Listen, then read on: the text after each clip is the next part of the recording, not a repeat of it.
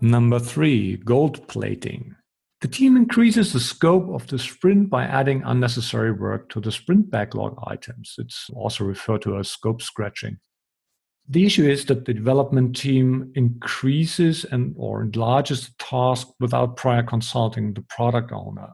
This sort of ignorance may result in questionable allocation of resources. And I'd like to share an example with you. Long time ago, almost 10 years ago, we were developing an app and we decided to integrate OpenID as a way to ease the sign-up process. And after the 2 weeks, the developer came back and he showed a magnificent solution for administering several open IDs. So I was stunned because I didn't know what to say. It wasn't mentioned in the ticket. We never talked about that.